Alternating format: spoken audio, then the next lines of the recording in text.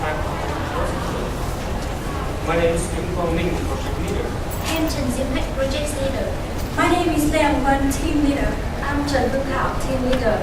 We are SIFE TLU University.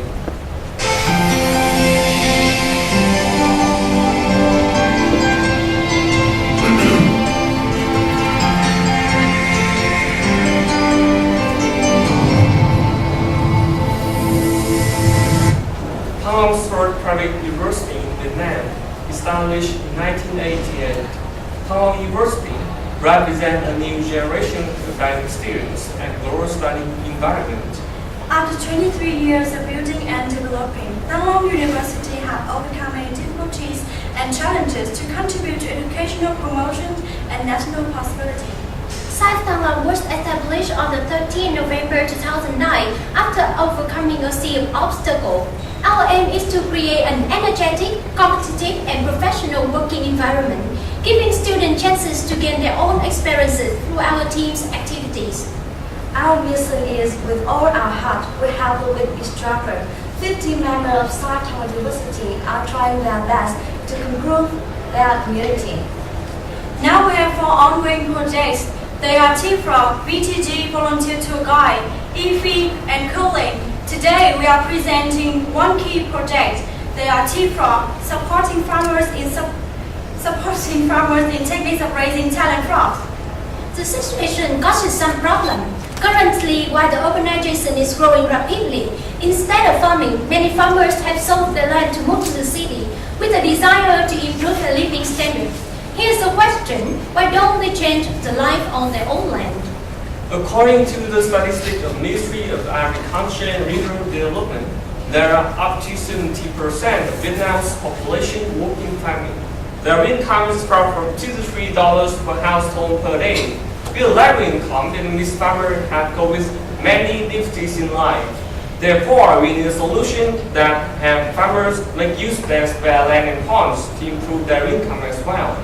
And after many setbacks, we found an economic solution for improving family living standard. This is talent frog.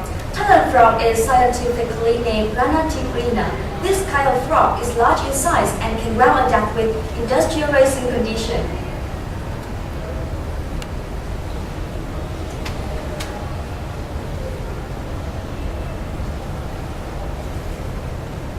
Through many researchers, SIFE TLU noticed that the market demand for frog meat is very high, especially the export market demand. Frog meat can be used to process many kinds of healthy diseases for people. Moreover, hunting natural frog causes the imbalance of ecosystem. With Vietnam frogs, it is difficult for the industrial raising models, while Thailand frogs are suitable for the industrial raising ones. Vietnam frogs come from natural, so they are badly adapting with the raising condition, and it also takes a long time for them to grow up. While Thailand frogs are domesticated for years and put in Vietnam for 2 years, so they are good at adapting with the raising condition. And it also can be harvested only after 2 months and a half or 3 months at least. Vietnam frogs have a medium size from 150 to 200 grams, while Thailand frog has a larger medium size from 200 to 400 grams. In feeding, Vietnam nut frogs only insects like mosquito, while Thailand frogs can eat industrial food. This makes farmers easier to feed Thailand frogs than Vietnam nut frogs. Economically, the price of 1 kilogram of Vietnam nut frogs is only 100,000 Vietnam dong, while that of Thailand frogs is around 120,000 Vietnam dong. Nutrition values: 1 kilogram of Vietnam nut frogs only provide 73 kilograms in body, while that Thailand frogs can provide 92 kilograms in body. About environmental effect, Vietnam frog affects the balance of ecosystem, while Thailand frog has no ecosystem imbalance as well as no harmful chemical used.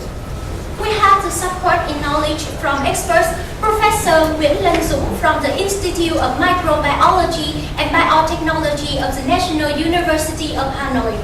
Mr. Nguyễn Văn Thông, who is he is a retired teacher in agriculture. He lives in our project location. And Mr. Lê Hồng Sơn, who is the first person who raised Thailand frog in the north of Vietnam, also called a king of Thailand frog. Now we have 3 partners in 3 different locations: Ba Vì, Hà Nội, Thường Tín, Hà Nội, and Lý Nhân, Hà Nam. We conduct our project through three main periods. The first period, which was completed, is pilot program from December 2009 to July 2010. The second period was continued by farmers from July to September 2011. And in the third period, we expand the project to Mr. Nguyễn Văn Cương in Đông Mỹ, Thường Tín, Hà Nội, and Mr. Nguyễn Minh Giang in Lý Nhân, Hà Nam province.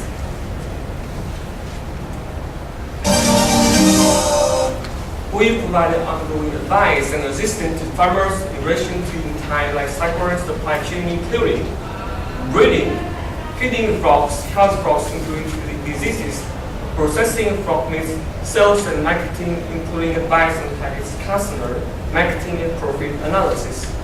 Here's a T-Frog project cycle.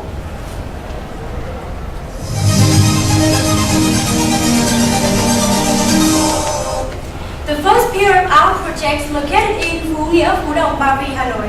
Our partner is Mr. Nguyễn Đình Quý and some others household concerned this model.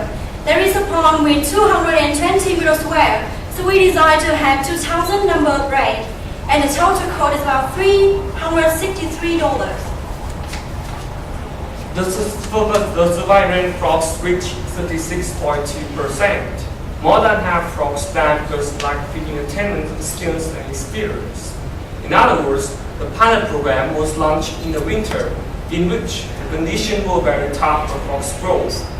Moreover, in summer, farmers not known about protecting frogs from scorching sunshine.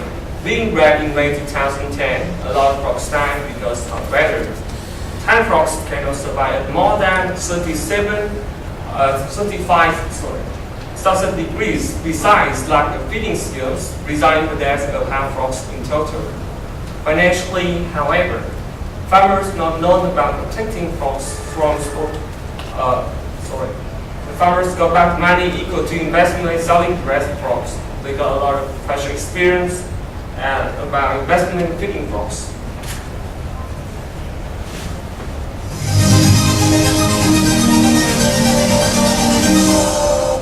The second stage was the continuation of the project. The farmer decided to continue and invested himself with a larger scale. We continue using the project cycle in a more effective way. The first step includes 220 square meter pond with 2,000 bread. The pond was divided into two parts. Frogs were raised above and fish were under. The total cost was $978. From the aftermath of the pilot programs, it is recognized that we have to sell out the frogs at a different time in order to get the competitive advantages compared with the natural frog trader. Put it simply, we chose a better time to spread bread in July 2011 because after 2 months, the frog would be available to sell out at the price nearly 2 times more than usual. And at that time, there were not many natural frogs, so we can get more higher incomes. While waiting for breeding frogs, the catfish will be raised under, so to make use of time and reduce spare land, because they can eat frog waste to purify water, and there's no harm for the frogs or the environment, and it also can help to clean up water without costing too much, so the farmer can gain more profit. Hiện nay dự án đấy đã phát triển sang giai đoạn 2 thì bác có thể là biết là quy mô của giai đoạn 2 phát triển như thế nào? Căn cứ vào cái tình hình trong nói thì khi là bác tham gia trong nuôi số lượng rất nhỏ, nhưng về giai đoạn đầu thì nó mang tính chất kinh nghiệm. Thì căn cứ kết quả đạt được của năm ngoái thì đúng theo đà trong cái hướng lạc quan ấy thì năm nay bạn đã có cái định hướng phát triển rất nhiều lần và thực hiện là năm nay bạn đã sử dụng đơn giản cái hệ thống ao nuôi lên tới 240 vuông. Một trong những điều mà dự án bọn cháu quan tâm đó là thu nhập của người nông dân trước và sau khi thực hiện dự án. Vậy thì về cái vấn đề này bác có thể cho chúng cháu hiểu rõ hơn là cái thu nhập của bác đã thay đổi như thế nào không? Thì năm ngoái cái vấn đề chăn nuôi thì những bác vừa nói cái số lượng nhỏ, thế nhưng theo cái đà chủ quan đấy năm nay có thể là như cái hướng khả quan như năm ngoái thì năm nay bác sẽ mở rộng cái mô hình cung cấp của mình có thể là cải thiện hơn nhiều để trong cái vấn đề thu nhập. Trong quá trình thực hiện dự án ấy, thì bác thấy là vai trò của chuyển tai Thăng Long đối với gia đình như thế nào? Trong cái việc này thì cũng bác rất cảm ơn cháu. Trong khi bác tham gia chương trình thì các cháu có một cái rất nhiệt tình để đồng hành với bác trong cái vấn đề tham mưu từ đầu tư kỹ thuật, rồi những cái vấn đề tạo một cái thị trường giá cả một năm ổn định. Trong cái việc mình gọi là những cái đầu tư về hỗ trợ về cái kiến thức của các cháu đi rất sâu sắc với cái việc đó.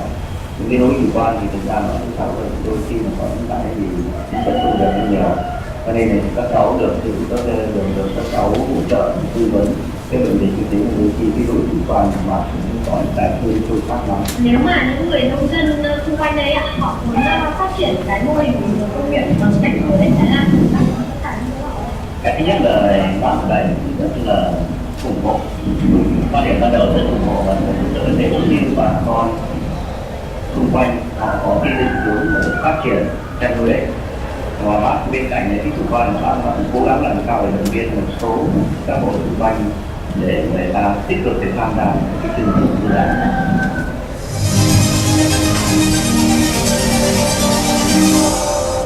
We served some meetings between farmers and business to have a project.